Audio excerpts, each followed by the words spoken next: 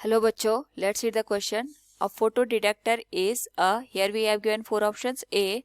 Photodiode used for detecting optical signal. B. LEDs which are used for detection of infrared signal. C. An evacuated tube consisting of photosensitive cathode.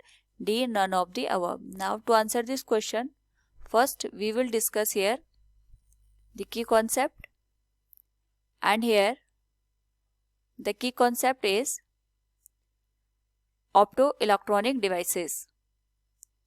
Now यहाँ पे अगर हम बात करें opto electronic devices की, तो ये वो डिवाइसेस होती हैं जो हमारे पास यहाँ पे रिलेटेड होती हैं with the light and these are made of the semiconductor materials. तो इसमें से हमारे पास एक डिवाइस होती है जिसको हम यहाँ पे नाम देते हैं फोटो डिटेक्टर. तो फोटो का मतलब यहाँ पे होता है लाइट से, और डिटेक्टर का मतलब होता है यहाँ पे लाइट को सेंस करने से. तो ऐसा डिवाइस जो हमारे पास यहाँ पे लाइट की प्रेजेंस को सेंस करता है उसे हम यहाँ पे फोटो डिटेक्टर का नाम देते हैं. बेसिकली जो फोटो डिटेक्टर होते हैं हमारे पास ये सेमीकंडक्टर मटेरियल के बने होते हैं, और ये हमारे पास यहाँ पे एक्ट करते हैं on the concept of the light.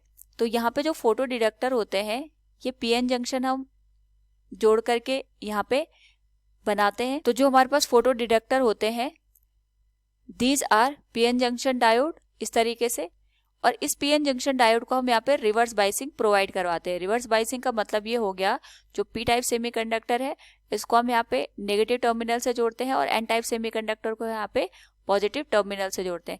तो जब हम इस तरीके से यहाँ पे रिवर्स बाइसिंग प्रोवाइड करवाते हैं तो रिवर्स बाइसिंग की वजह से जो हमारे पास यहाँ पे आइडियल करंट फ्लो होती है इन द सर्किट, बैटरी की वजह से वो जीरो होती है.